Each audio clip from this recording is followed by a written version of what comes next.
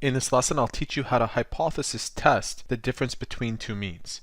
The first question reads, a new curriculum has been implemented across medical schools that is designed to improve medical students' analytical skills. An evaluation committee is concerned that the new curriculum may be differentially effective among male and female students. To evaluate the new curriculum, random samples of male and female students who completed the new curriculum are selected and given a test to assess their analytical skills. The following data, which denote the number of analytic problems correctly solved by the students, are observed. Take a look at this chart. We have this column denoting the information for males and this column for females. Use the data to test if there is a significant difference in the mean numbers of analytic problems correctly solved by male and female medical students by assuming equal variance. So we're assuming, this is a big assumption, when we assume equal variance, the formulas that we use are a bit different. In question number 2, we will not have equal variance and we'll see the difference. But for now, let's look at what we've been given. First of all, we will write down the null hypothesis. The null hypothesis is that they are the same. So we'll call this group 1, group 2, this one. The average of this group is equal to the average of this group. The alternative hypothesis, which I'll denote as HA, is the opposite. So not equal to. Now because the samples are less than 30, notice that here it's 15 and here it's 12, we'll be using the t-test as opposed to the z-test. And we always start off by calculating the t observed. And notice the big difference between this and a single mean, which we did a few videos on. The formula is a lot less complicated than this one. So let's discuss this a little bit more. Firstly, we have been given x bar sub 1 and x bar sub 2. That refers to the average that they give us for each of these groups. This part right here, mu1 minus mu2, mu, remember, represents the average of the population, and they haven't given it to us.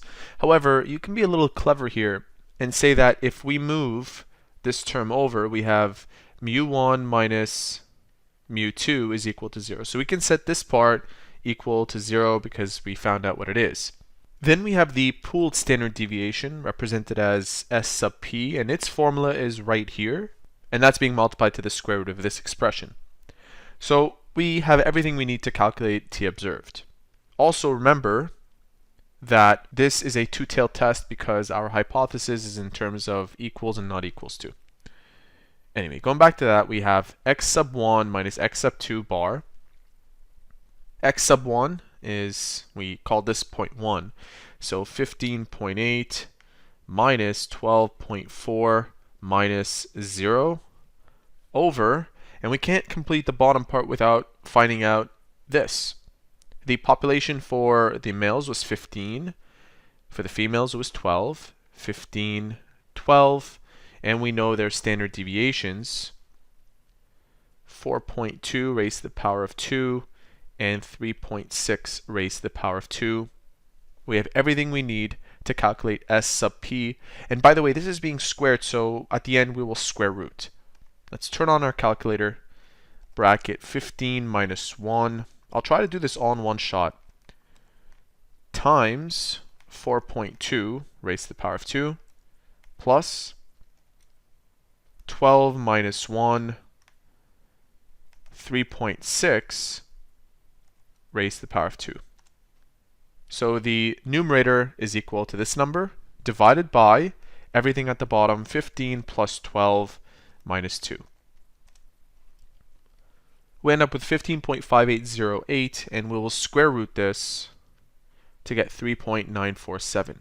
3.947. Of course, we can round this to 2 decimal places. 3.95 is good enough.